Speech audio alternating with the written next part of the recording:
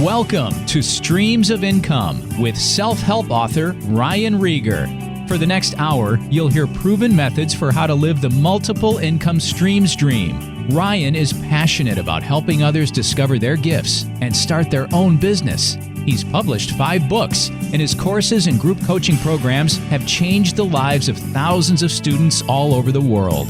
Ryan's books include Private Label, The Easy Way, Finding Your Grace Place, and his latest, Streams of Income. And now, here's your host, Ryan Rieger.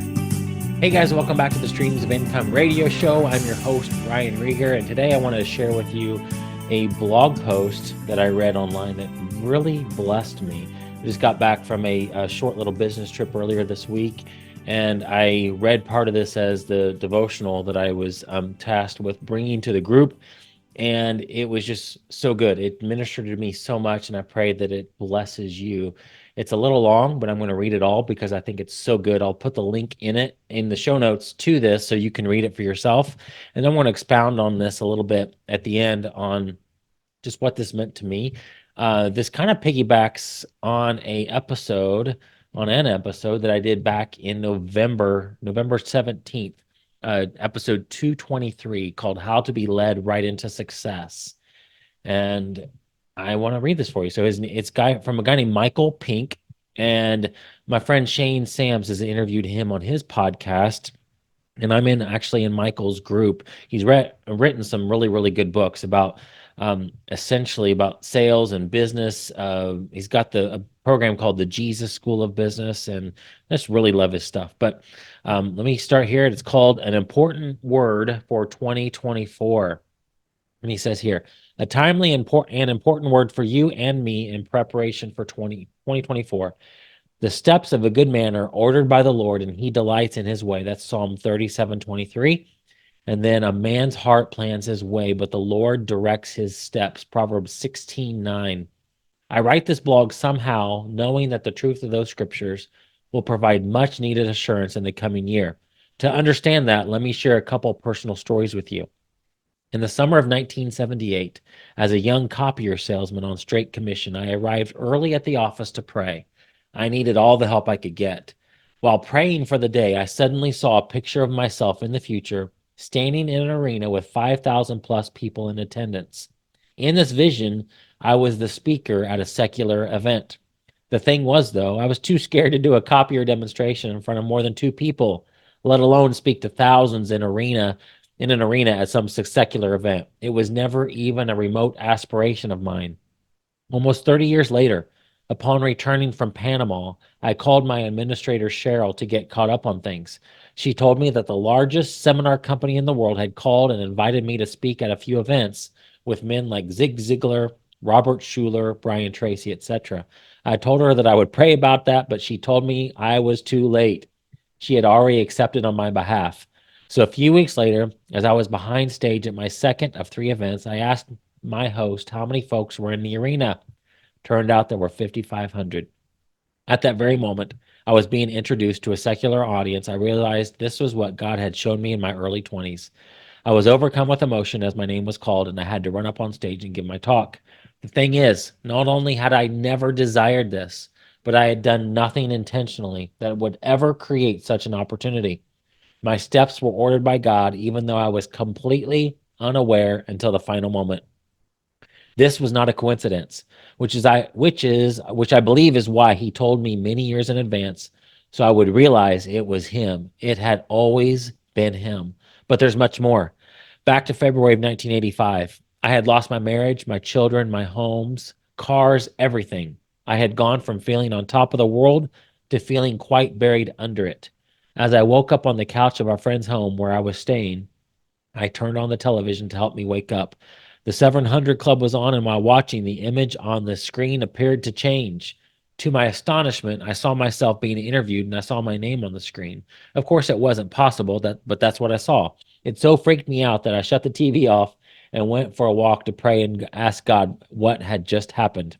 I had never once in my life thought about being interviewed on Christian television, let alone the #1 rated Christian TV program in the world. After all, I felt like a complete failure and was dead broke and spiritually depleted. In my prayer walk with him, I asked God one question. Will I ever be established again? He replied by telling me to look up Second Chronicles 7:17. Here's what I read.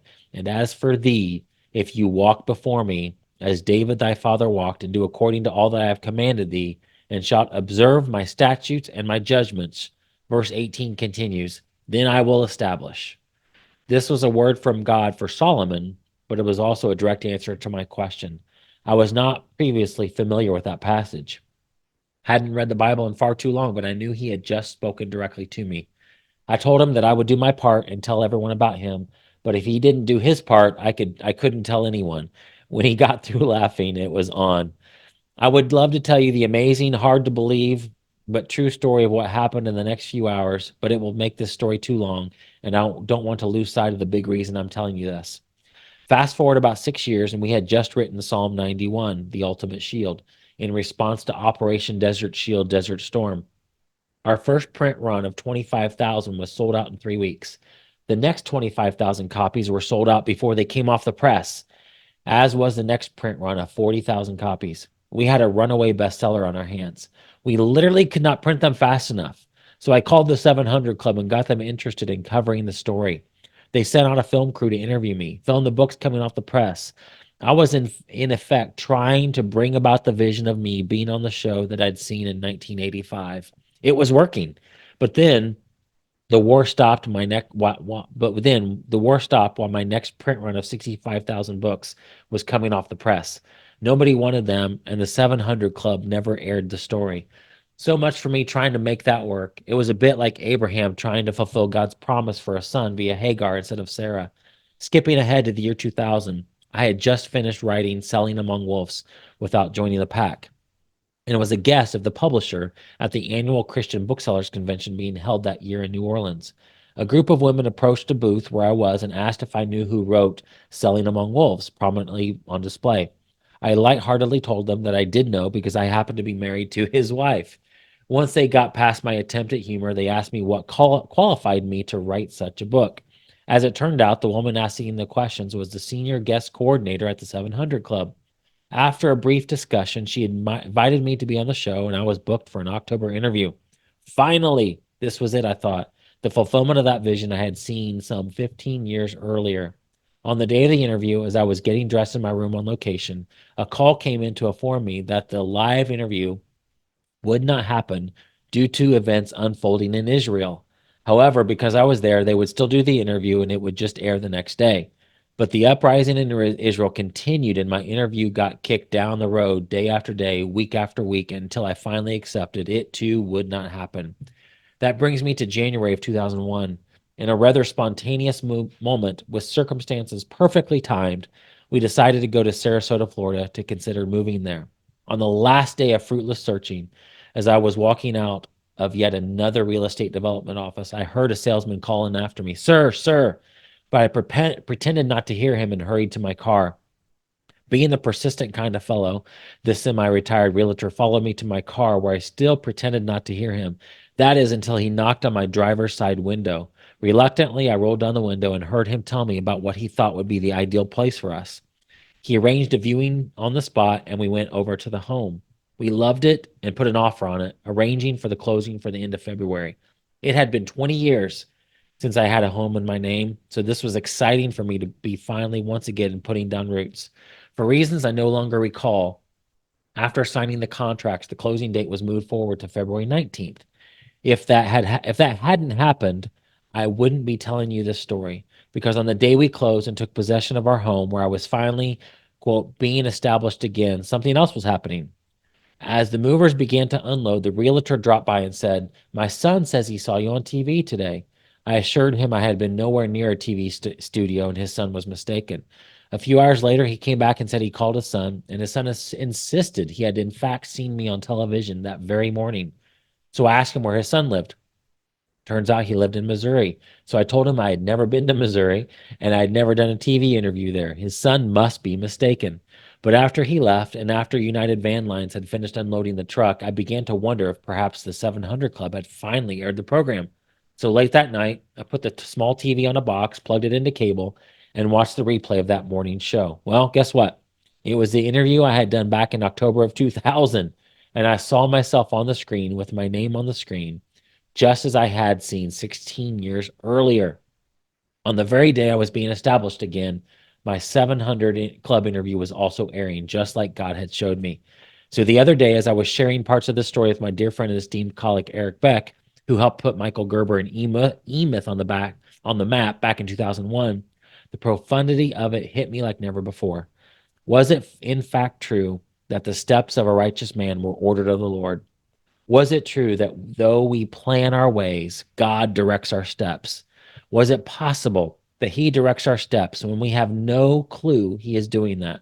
Well, of course it's true, but it's also infinitely deep. Not only had I done nothing consciously to make this happen, but think of all the moving pieces that had to happen with the cooperation of many others, none of whom had any idea they were also playing a part in this preordained script. The 700 Club had to kick the show down the road for months and then settle on February 8, 19th to air it. I have no idea who made that decision. The closing attorney and both realtors had to change their schedule to February 19th for reasons I no longer remember. My realtor's adult son in Missouri had to be watching the 700 Club that morning and must have also heard from his father that I was an author. The realtor had to persist and chases me down in the parking lot and then try to convince me that I really was on TV that day when I just thought he was mistaken. The 700 Club had to be airing the same replay the same day, but at night, and that show had to be available on whatever cable outlet we had arranged at a time when everything had slowed down for the day. Had we moved in a day earlier or a day later, I never would have seen the show and would have missed out on that divine connection. Moving into the new home would have been nice, but I would have never realized God's hand in it. It all had to work together for good, and it did without me or anyone else knowingly trying to make it happen. So when Judy and I were discussing this the other night, and we talked about some amazing things like this in her life where God had shown her precise glimpses of the future that later came to pass, we asked God why would he show these things in advance? And I wondered how many times was God working behind the scenes where he hadn't foretold us? Was it possible that he was always at work and only on occasion told us in advance so we would know to never take credit? After all, the glory does belong to him. I believe it was so we would know that God is directing our steps when we don't even have a clue he is doing it. He's working on our behalf, arranging circumstances for our good, and we too often think that we're the ones that are smart and making things happen. Had he not shown me in advance, I never would have really realized that it was him. It's always been him. Though I do make plans in the end, he directs my steps. Job 14:16 says he counts our steps. Matthew 10:30 says he numbers our hairs. He is intimately involved in our lives. As Solomon said in Proverbs 20:24, a man's steps are of the Lord. How then can a man understand his own way? It is indeed a mystery to me. Whereas Jeremiah said, O Lord, I know the way of man is not in himself. It is not in man who walks to direct his own steps. Add to that Jesus said, look at the birds of the air, for they neither sow nor reap nor gather into barns, yet your heavenly Father feeds them. Are you not of more value than they? So all this time I have spent worrying about things in my life or trying to, quote, make it happen was completely unnecessary.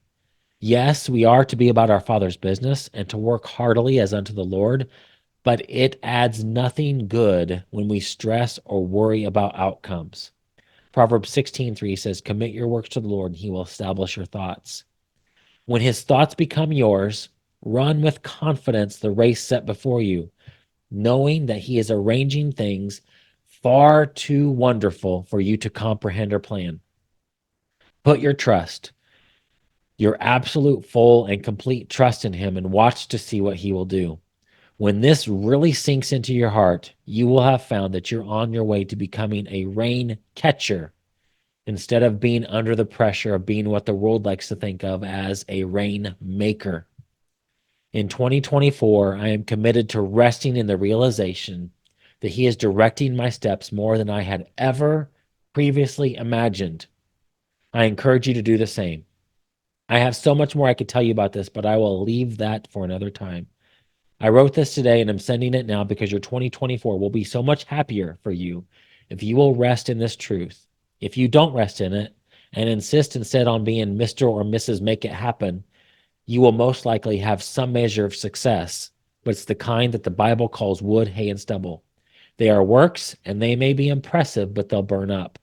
As we head into 2024, it is imperative that we learn to really, I mean, really trust Him. You and I are both going to need this like never before. So let's get started now and expect a glorious year of amazing outcomes where God and God alone gets all the glory. Wow, isn't that good? I mean, for me, that just really blessed me when I read it. And I want to read Proverbs 16:3 from the Amplified version. I've read this on this podcast before, but man, got to keep hearing it. It says, roll your works upon the Lord, commit and trust them wholly to Him. He will cause your thoughts to become agreeable to His will, and so shall your plans be established and succeed. And then Proverbs 3, 5, and 6. I know you probably heard this. Lean on, trust in, and be confident in the Lord with all your heart and mind, and do not rely on your own insight or understanding. In all your ways, know, recognize, and acknowledge Him, and He will direct and make straight and plain your paths. That episode back in November, I was sharing some personal stories of things that happened in my life to where I could not have orchestrated it. It's like, I'm just a part of this big chess match, and God sees all the pieces. He sees it from way up here, and I'm down here, and He's just caused things to work out perfectly in my life that I never in my wildest dreams could have planned or made possible on my own. There's a scripture in Psalms in the Passion Translation that I love. It's let's see here. Psalms 37, verse 5. Give God the right to direct your life. And as you trust Him along the way, you'll find He pulled it off perfectly. And read that again. Give God the right to direct your life. And as you trust Him along the way, you'll find He pulled it off perfectly. In the notes below this, it says the Hebrew uses the word commit, which means to roll over your burdens on the Lord. So, guys, 2024, let's just roll our burdens on the Lord. Let's roll our life over to Him. Let's trust Him along the way and find that He pulled it off perfectly. I can, when I look back at my life, I can see so many instances where things happen that I never could have ever planned. Just real quick, I think about, how I went from, only selling on Amazon to building an email list and teaching people how to do this stuff. We were selling wholesale, and I say the word stumbled across, but I know the Holy Spirit led me to it. I wasn't looking for it, but we were selling wholesale, and I found a place online that allowed people to create wholesale accounts very easily. You didn't have to talk to anybody. And if you're an Amazon seller, you always know that, man, I hope they'll allow me to sell this on Amazon. Well, you didn't have to talk to any rep. You could it was one location online. And this has been like 2013, many years ago, where you could put in your information, create an account. And with that one account, you had access to all these suppliers with that same login, and I could order from any of them and have it shipped to my house, and we were able to process it and send it off to Amazon, and that was amazing. And so because I found that, I wrote a little book called Real Wholesale Sources, and I added in there some information on how I was using it, how I would navigate that, how I navigated the pages, what I would look for, the parameters I would use on what would be a good deal and what wouldn't. And so I made a book out of it. And I partnered with my friend Jim Cockrum on that, and we sold thousands of copies of that little ebook. And it started my email list. And from that, it's grown into what it is now. And now I have a podcast. And I wasn't looking for an opportunity like that. It just fell into my lap. And then when we were selling on Amazon, I ran across a private label course that I just felt led to take. And so I took that course, and then we launched a mattress protector brand. And so let me tell you that real quick. It's just another God story of where like God just orchestrated this perfectly in my life. So we decided on a mattress protector, and because we were selling furniture, it kind of made sense with what we were doing.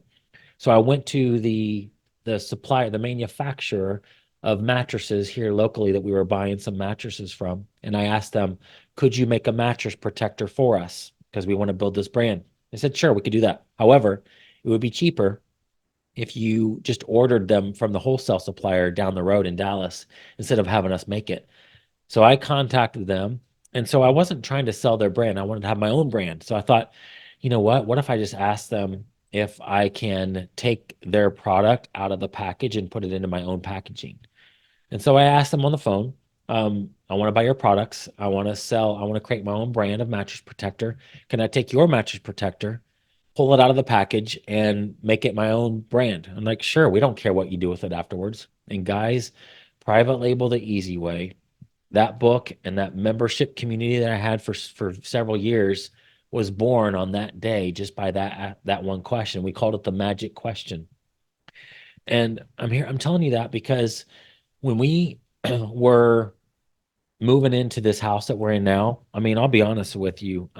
We were looking at houses to buy. We felt led. We needed to move. We wanted to have another place. And this neighborhood was we thought was way above our price range. And we talked to the people at the model home and just told them, yeah, this is just, more than, but they worked with us, got us a number that we felt kind of comfortable with. The only reason we moved forward was because we knew it was God and we just felt led to do it. But in the back of my mind, man, guys, I'll be honest with you, I was nervous. Like, how are we going to, do this? And it was a big jump from what we were paying before. It was 6 times what we were paying before. Now, I'll be honest, we were paying very little. My mother-in-law hooked us up with a killer deal on the house that she owned at the time, and we were renting from her. So it was a great deal. But it was going to be a jump of 6 times what we were paying her. Big deal for us. And as we were walking through this house, it was being built, and my God, you've got to come through on this. And but we knew it was him. And doesn't mean we weren't nervous about it, especially me, the one paying all the bills and running the business. My wife was very much involved in the business too, but she was so busy with the decisions on the house that it was me. It was thinking about how we're going to pay for this thing. But guys, God caused those mattress protectors to take off, and for many years, it paid our mortgage.